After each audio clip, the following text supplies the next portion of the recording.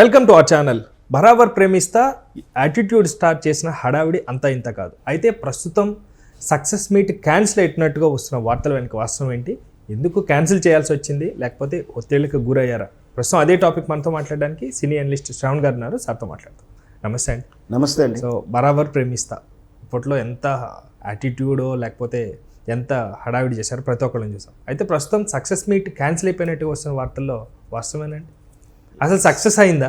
మీరు అన్నదానికి success meet సహజంగా సినిమాలో గతంలో సక్సెస్ మీట్లు అంటే 100 రోజు పండగ 25 రోజులు దాటినగానో 50 రోజులు దాటినగానే ఉండేవి. డైరెక్ట్ బరాబరు 100 డేస్ ఫంక్షన్సే ఎక్కువ చేసేవారు. కానీ ఈ రోజుల్లో 100 రోజులు జరిగేటి లేవు కదా సినిమాలు. 100 రోజులు కాదు కదా, ఒకటి వారం ఆడితేనే మహాగగనం. ఆ మొదటి 3 రోజులు ఒకరోజు పాజిటివ్ టాక్ వచ్చినా కూడా సక్సెస్గానే భావించవచ్చు జనరల్గా.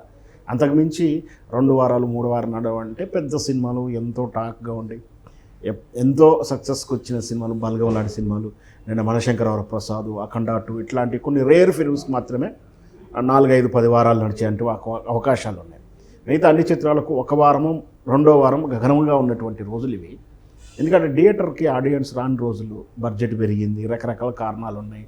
ఆల్టర్నేషను, ఎంటర్టైన్మెంట్ ఆల్టర్నేషను, పబ్లిక్ ఎంటర్టైన్మెంట్ ఆల్టర్నేషను పెరిగింది. ప్లస్ సినిమాను చూడడానికి ఆల్టర్నేషన్ ప్లాట్ఫామ్స్ ఉన్నాయి, అంటే ఓటీటీ లాంటి ప్లాట్ఫామ్స్ ఉన్నాయి. సో మొత్తం మీద ఈ రోజుల్లో అలాంటి సందర్భంలో సినిమాకు కాస్త పాజిటివ్ వచ్చిన మొదటి వారంలోనూ లేదు మొదటి రోజే పాజిటివ్ వచ్చేసిన కొంచెం ఇన్స్పిరేషన్ తోటి ఆనందం తట్టుకోలేక సక్సెస్ మీట్ వెంటనే పెట్టేస్తున్నారు. 2వ రోజు 3వ రోజు పెట్టేస్తున్నారు. అంటే ఈ 2వ రోజు 3వ రోజు పెట్టడం సక్సెస్గా భావించవచ్చా అంటే నేను ఏం చెప్తానంటే, ఫస్ట్ రోజే వచ్చే పాజిటివ్ని, ఈ పాజిటివ్ టాక్ని, ఫ్లేవర్ని అందరికీ వినిపించాలి, చూపించాలి, వాసన తెలియాలి అందరికీ. ఎందుకు 3వ రోజే సక్సెస్ పెట్టుకుంటున్నారు, 2వ రోజే 4వ రోజు మొదటి అంటే వారం రోజుల్లోపే సక్సెస్ మీట్ పెట్టేస్తున్నారు. వారం కూడా ఆగట్లేరు, 3-4 రోజులకి సక్సెస్ మీట్ పెడతారు. ఎందుకు పెడుతున్నారంటే నేను ఒక ఫిల్మ్ అనలిస్ట్గా నేను సక్సెస్ మీట్లు ఎందుకు పెడుతున్నానని విశ్లేషిస్తే నాకు వచ్చినటువంటి సమాధానం ఏంటంటే, ఈ సక్సెస్ మీట్ పెట్టగానే కొంచెం ప్రెస్ రిలేషన్స్ పెరుగుతాయి, నలుగురు తెలుస్తుంది, ఆ కాస్త ఇంకొక మైలేజ్ వస్తుంది అనే ఉద్దేశంతో పెట్టుకుంటున్నారు.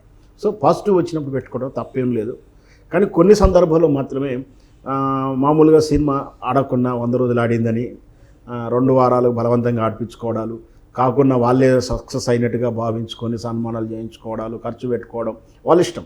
కానీ ప్రేక్షకునికి అర్థమైపోతూనే ఉంటుంది అది సక్సెసా కాదా, సినిమా హిట్ అయిందా తుస్ అయిందా అని తెలుస్తూనే ఉంటుంది. కానీ ఎవరినో మభ్యపెట్టడానికి తమను తాము మోసం చేసుకుంటూ సినిమా సక్సెస్ మీట్లు పెట్టే వాళ్ళని చూసాం.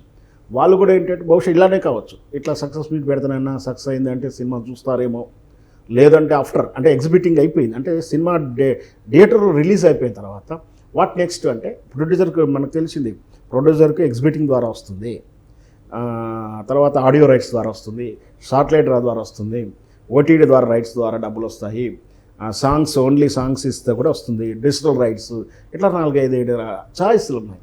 సో ఈ సినిమా ఎగ్జిబిటింగ్ ఎలా ఉన్నా అదర్ దెన్ ఏదైతే ఎగ్జిబిటింగ్ అంటే థియేటర్లో రిలీజ్ రైట్స్ ఎలా ఉన్నా మిగతా ఓటీటీయో సాటిలైట్ రైట్లైనా బాగా రావాలి, మంచి ఓపెనింగ్ రావాలి అనే ఉద్దేశంతో ఏం చేస్తుంటే ఒక యావరేజ్ ఉన్న సక్సెస్ మీట్ పెడుతుంటారు.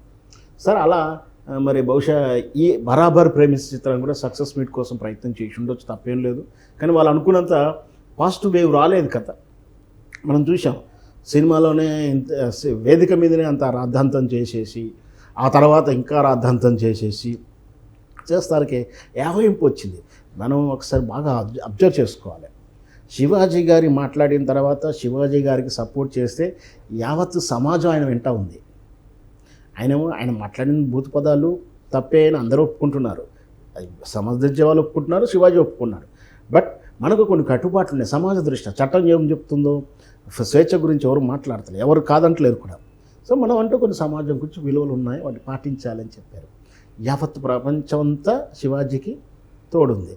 సేమ్ ఇలాగే బరాబర్ ప్రేమిస్తలో అతను పాడినటువంటి బూతు పాటకు సభ్య సమాజం మొత్తం కూడా అసలు యాభయించుకుంది. దాన్ని ఆ యాభయించిన సమయంలో ఈయన సమర్థించుకుంటున్నాడు. అక్కడే కోపం వచ్చింది, అందరికీ బాధ అనిపించింది. నేను ఎలాగే పాడతాను, ఇది తప్ప, మీరు వాడరా, మీకు ఈ బూతు రాదా, ఫలానైనా వాడలేదా, ఫలానా కాడలేదా, ఈడలేదా, ఆడలేదా అంటూ వితండవాదం చేస్తూ ఇంకా నాకు పాజిటివ్ వే ఉందని చెప్పి కొడుకుని తండ్రి సమర్థించడాలు, స్నేహంగా 40 ఏళ్ళ స్నేహాన్ని ఖరాబు చేసుకున్నాడు పాపం జేడీ చక్రవర్తిని, ఆయననే బ్లేమ్ చేశారు. ఎన్ని డిప్రెషన్ల మధ్య బహుశా సక్సెస్ మీట్ పెట్టాలనుకోలేదేమో, ఉంటే క్యాన్సిల్ చేసుకున్నారు. ఈ రోజుకైతే సక్సెస్ మీట్ లేదు. మేబీ మనకు తెలియదు, ఎందుకంటే వాళ్ళు అఫీషియల్గా చెప్పాలి క్యాన్సిల్ అయింది కానీ ఉందని, కానీ ఉన్నది క్యాన్సిల్ అయిందని కానీ ఉండబోతుందని చెప్పాలి. అప్పటి వరకైతే ఈ సోషల్ మీడియా వార్తలు ఇలాగే గాసిప్స్ నడుస్తూనే ఉంటాయి, చర్చ జరుగుతూనే ఉంటుంది.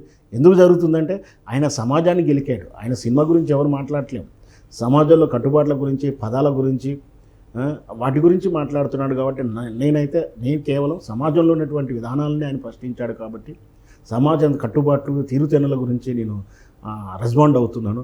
ఆయన సినిమా సక్సెసే కావాలి అని కూడా కోరుకుంటే, ఎందుకంటే ఒక సినిమా సక్సెస్ అవుతే నిర్మాతలు బాగా రాణిస్తూ ఉంటారు, కార్మికులకు ఉపాధి దొరుకుతుంది, పరిశ్రమ 4 కాలాల పాటు బాగా ఉంటుంది.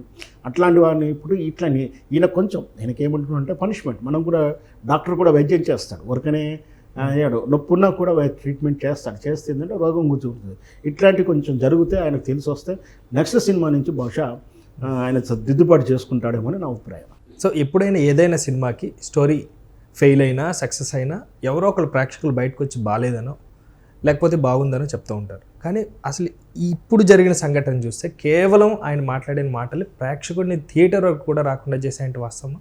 ఖచ్చితంగా అంటే థియేటర్ వరకు రాకుండా చేశాయి. సింగిల్ డిజిట్స్తో టికెట్ దిగా అని చెప్పి ఆన్లైన్లో స్క్రీన్ షాట్స్ పెట్టారు చాలామంది. మీరు అన్నట్టు ఐమాక్స్ దగ్గర ఎక్కువ ఆడియన్స్ బైట్స్ తీసుకుంటుంటారు. అక్కడ తీసుకున్న సందర్భాలు కానీ మరి అక్కడ ఉందో థియేటర్కి ఇచ్చారో ఈ రోజు తెలియదు, ఎక్కడ చూపించలేదు. కానీ ఒకటో అర్రా నాకు కనిపించాయి.